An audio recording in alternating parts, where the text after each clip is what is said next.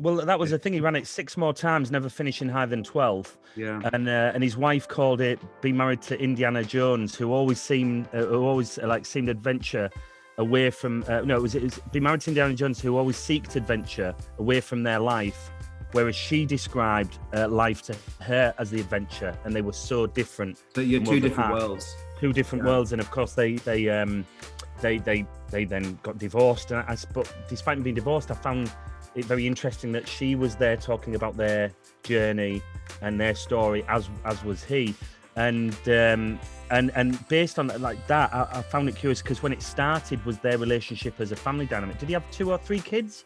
2 or 3 kids. 3 kids. 3 kids, and they were talking about how he was selfish, and even he said that was a selfish act, and that he for him to go and run that race.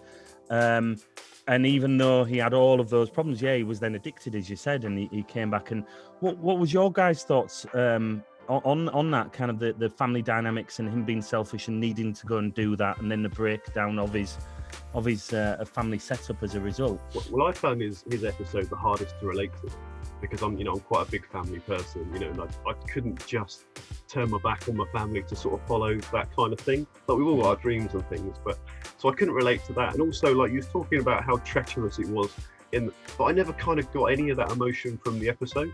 He was very matter of fact about it. It's like, on day 3 I nearly died. On day 4 I thought I was going to die, and I didn't get any real emotion from it. Like, I didn't at any point get any despair from the story.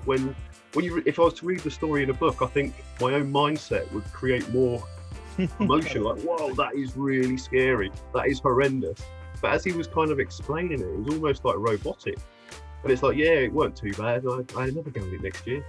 I was like, have I missed an episode? What do you mean you had another go at this next year? Like, I really struggled to relate to it in any way, shape or form. Like, it was a bit devoid of emotion for me.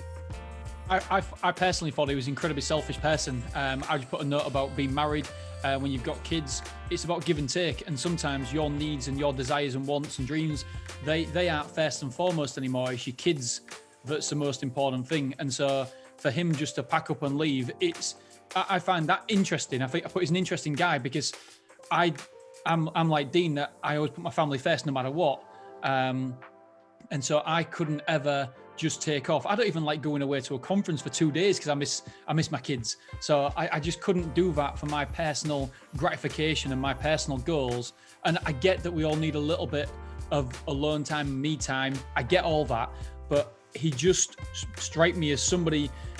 It was a square peg in a round hole for being married. It wasn't right for him and his mindset and how he thinks about the world and life and goals and ambitions.